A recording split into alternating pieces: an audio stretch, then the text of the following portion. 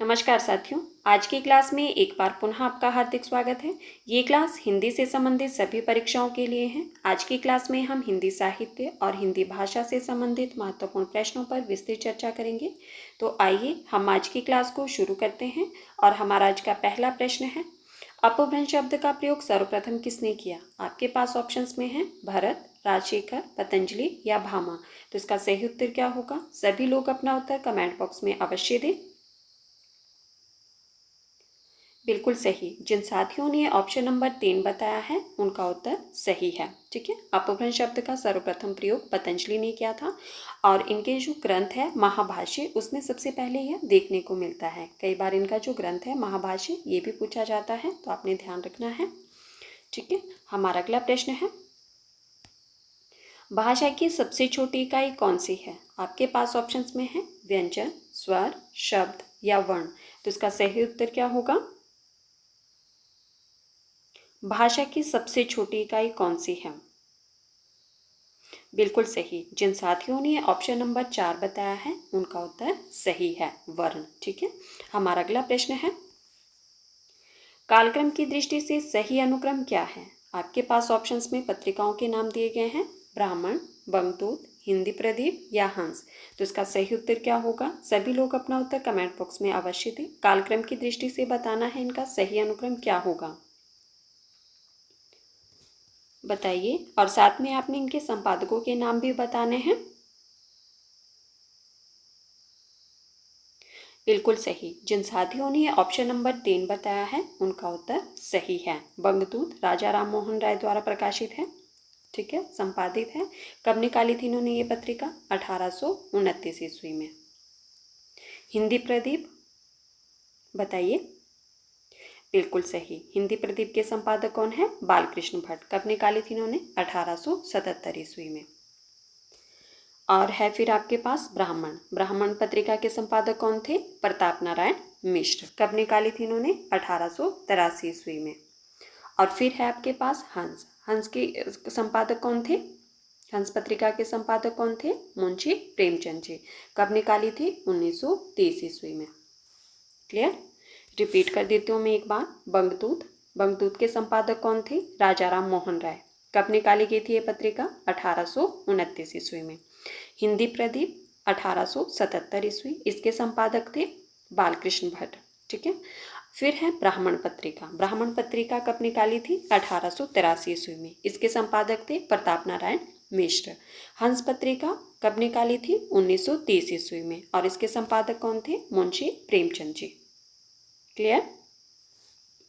चलिए, हमारा अगला प्रश्न है, किस कवि की प्रेयसी का नाम सुभान है? आपके पास ऑप्शंस में है घनानंद, ठाकुर, आलम या बोधा।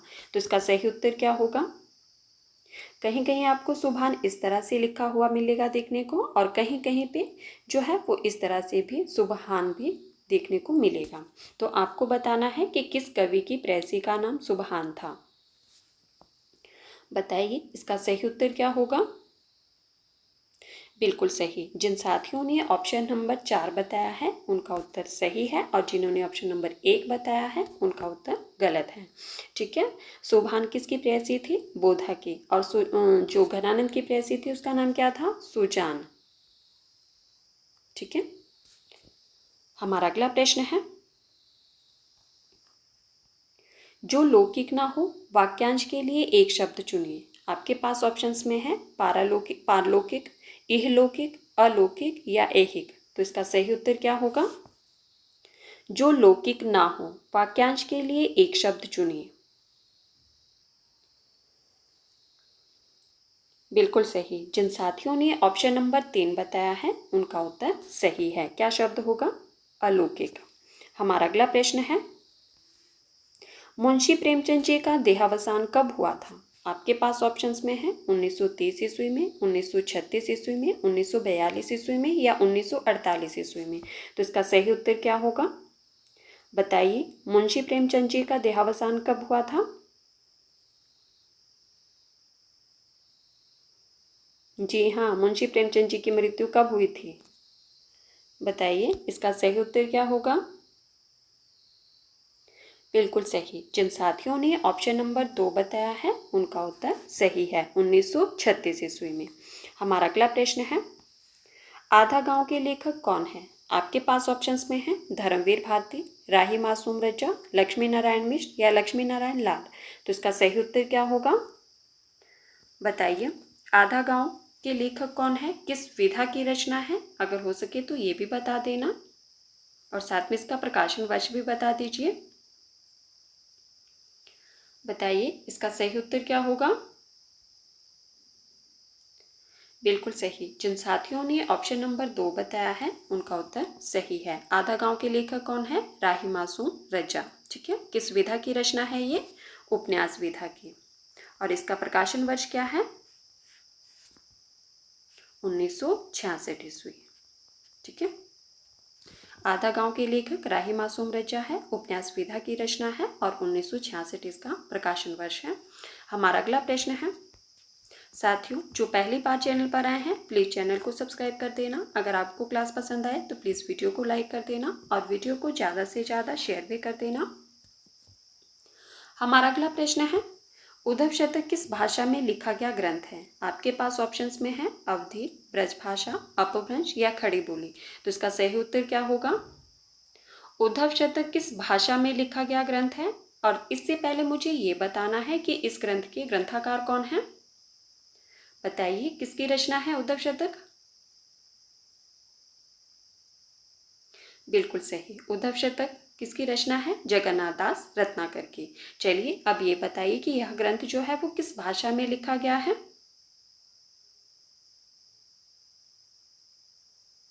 बिल्कुल सही। जिन साथियों ने ऑप्शन नंबर 2 बताया है उनका उत्तर सही है, ब्रज भाषा में लिखा गया है। उद्धव शतक किसकी रचना है? जगन्नाथ दास रत्नाकर की है और यह ब्रज भाषा में लिखा गया ग्रंथ है। हमारा अगला प्रश्न है, मुझे चांद चाहिए किस विधा की रचना है? आपके पास ऑप्शंस में है निबंध, कहानी, नाटक या उपन्यास। तो इसका सही उत्तर क्या होगा? बताइए। मुझे चांद चाहिए किस विधा की रचना है और इसके रचनाकार कौन है, उनका नाम भी बताना है आपको। बताइए इसका सही उत्तर क्या होगा? बिल्कुल सही। जिन साथियों ने ऑप्शन नंबर 4 बताया है उनका उत्तर सही है, यह उपन्यास विधा की रचना है। किसका उपन्यास है ये? सुरेंद्र वर्मा का। ठीक है, किसका है? मुझे चांद चाहिए सुरेंद्र वर्मा जी का उपन्यास है। चलिए अब आप लोग मुझे ये बताइए कि मुझे चांद चाहिए रचना के लिए इन्हें कौन सा पुरस्कार मिला था और कब मिला था।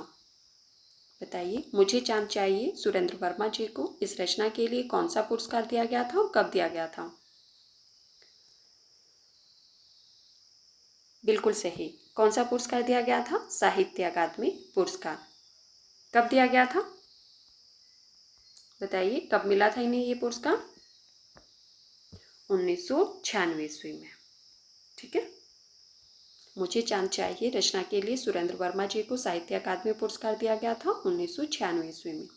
हमारा अगला प्रश्न है, निम्नलिखित में से तार सप्तक का कवि नहीं है?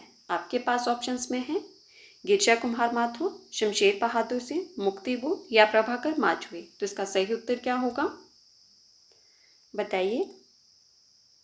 कौन सा कवि तार सप्तक का नहीं है उसका चयन करना है आपको।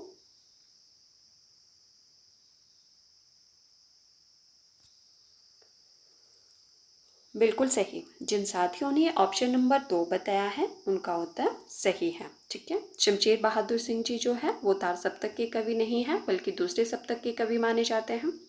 आप जानते हैं कि आगे जी के संपादकत्व में तार सप्तक का प्रकाशन 1943 ईस्वी में हुआ था। ठीक है, इसमें कितने कवि थे? इसमें कुल 7 कवि शामिल थे। कौन कौन थे? बताइए, नाम है किसी को याद?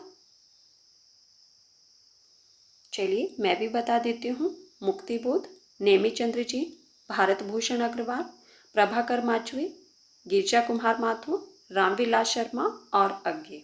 ठीक है, और दूसरा सप्तक जिसमें शमशेर बहादुर सिंह जी भी थे। हमारा अगला प्रश्न है, आज का प्रश्न है आप लोगों के लिए कि दूसरे सप्तक में जो कवि शामिल थे उन कवियों के नाम लिखिए। ठीक है, हमारा अगला प्रश्न है, निम्न में से कौन सी रचना केदारनाथ अग्रवाल की नहीं है? आपके पास ऑप्शंस में है नींद के बादल, युगधारा, युग की गंगा या आग का झरना। तो इसका सही उत्तर क्या होगा? कौन सी रचना केदारनाथ अग्रवाल की नहीं है, उसका चयन करना है आपको। और साथ में फिर ये बताना है कि यह रचना जो है वो किसकी है। बिल्कुल सही। जिन साथियों ने ऑप्शन नंबर 2 बताया है उनका उत्तर सही है। युगधारा जो है वो केदारनाथ अग्रवाल जी की रचना नहीं है। किसकी रचना है ये? बिल्कुल सही, नागार्जुन की। ठीक है, किसकी है? नागार्जुन जी की रचना है ये। बाकी ये तीनों रचनाएं जो है वो केदारनाथ अग्रवाल की हैं। हमारा अगला प्रश्न है, बिहारी का जन्म कहाँ हुआ था? आपके पास ऑप्शंस में है ग्वालियर, जयपुर, उन्नाव या मथुरा। तो इसका सही उत्तर क्या होगा? बताइए, कवि बिहारी जी का जन्म कहाँ हुआ था और कब हुआ था, ये भी बताना है आपने, कब हुआ था। बताइए, इसका सही उत्तर क्या होगा? सॉरी, बिल्कुल सही। जिन साथियों ने ऑप्शन नंबर 1 बताया है उनका उत्तर सही है। कवि बिहारी जी का जन्म कहाँ हुआ था? ग्वालियर में हुआ था। चलिए ये बताइए कब हुआ था? बिल्कुल सही, 1595 ईस्वी में। ठीक है, 1595 ईस्वी में ग्वालियर में हुआ था। हमारा अगला प्रश्न है, कंकाल का रचनाकाल क्या है? आपके पास ऑप्शंस में है 1929 ईस्वी, 1931 ईस्वी, 1933 ईस्वी या 1927 ईस्वी। तो इसका सही उत्तर क्या होगा? बताइए, कंकाल का रचनाकाल क्या है और इसके रचनाकार कौन है, उनका नाम भी बताना है आपको। बताइए, इसका सही उत्तर क्या होगा? बिल्कुल सही। जिन साथियों ने ऑप्शन नंबर 1 बताया है उनका उत्तर सही है। कंकाल का रचनाकाल क्या है? 1929 ईस्वी। किसकी रचना है ये? बताइए, जयशंकर प्रसाद। बिल्कुल सही।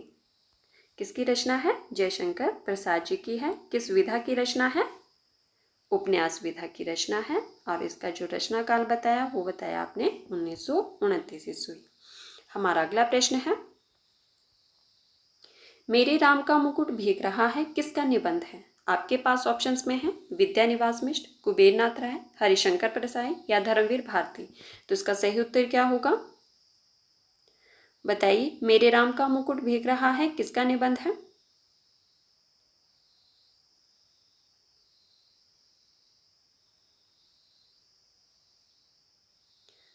बिल्कुल सही। जिन साथियों ने ऑप्शन नंबर 1 बताया है उनका उत्तर सही है। मेरे राम का मुकुट भीग रहा है निबंध विधा की रचना है और इसके निबंधकार कौन है? विद्यानिवास मिश्र जी।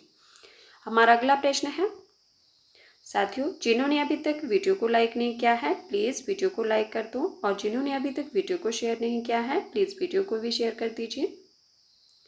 हमारा अगला प्रश्न है, निम्न में से अमरकांत की रचना है। आपके पास ऑप्शंस में है ग्राम, कफन, डिप्टी कलेक्ट्री या पाल गोमरा का स्कूटर। तो इसका सही उत्तर क्या होगा? आपको बताना है कि इनमें से अमरकांत जी की रचना कौन सी है। बताइए, इसका सही उत्तर क्या होगा? बिल्कुल सही। जिन साथियों ने ऑप्शन नंबर 3 बताया है उनका उत्तर सही है। अमरकांत जी की रचना कौन सी है? डिप्टी कलेक्ट्री। और इसके अगर हम रचना काल की बात करें तो 1960 ईस्वी। ठीक है, अब हम बात करते हैं कि ग्राम के रचनाकार कौन है और इसका रचनाकाल क्या है ये भी बताना है। और सभी लोग मुझे दूसरे सप्तक में जो कवि शामिल हैं उन कवियों के नाम लिखकर अवश्य बताना। चलिए बताइए, ग्राम के रचनाकार कौन है? बिल्कुल सही, जयशंकर प्रसाद जी की रचना है 1911 ईस्वी की। ठीक है, कफन प्रेमचंद जी की। बिल्कुल सही, 1936 ईस्वी की। और पाल गोमरा का स्कूटर, बताइए पाल गोमरा का स्कूटर के रचयिता कौन है? बिल्कुल सही, उदय प्रकाश। किसकी रचना है? उदय प्रकाश जी की है। और इसका जो अगर हम प्रकाशन वर्ष की बात करें तो क्या है? 1995 ईस्वी। ठीक है, ग्राम जयशंकर प्रसाद जी की रचना है 1911 की। कफन मुंशी प्रेमचंद जी की है 1936 की। डिप्टी कलेक्ट्री अमरकांत की रचना है 1960 की। पाल गोमरा का स्कूटर उदय प्रकाश जी की रचना है 1995 ईस्वी की। तो साथियों, ये थे आज के हमारे कुछ महत्वपूर्ण प्रश्न जिन पर हमने चर्चा की। अगर आपको क्लास पसंद आए तो प्लीज़ वीडियो को लाइक कर देना और वीडियो को ज़्यादा से ज़्यादा शेयर भी कर देना। जो साथी पहली बार चैनल पर आए हैं प्लीज़ चैनल को सब्सक्राइब अवश्य करना, बेल आइकन को प्रेस करना ताकि आने वाली हर वीडियो की नोटिफिकेशन सबसे पहले आप तक पहुंचे। और जिन साथियों ने इससे पहले वाली क्लासेस को नहीं देखा है, अगर आप चाहें तो प्लेलिस्ट में जाकर देख सकते हैं। हमारे चैनल पर बहुत सारी क्लासेस जो है वो अवेलेबल है। ठीक है, और मुझे कमेंट करके ज़रूर बताना कि आज की क्लास में आपके कितने प्रश्न सही हुए और आज की क्लास आपको कैसे लगी। धन्यवाद, मिलते हैं अगली क्लास में।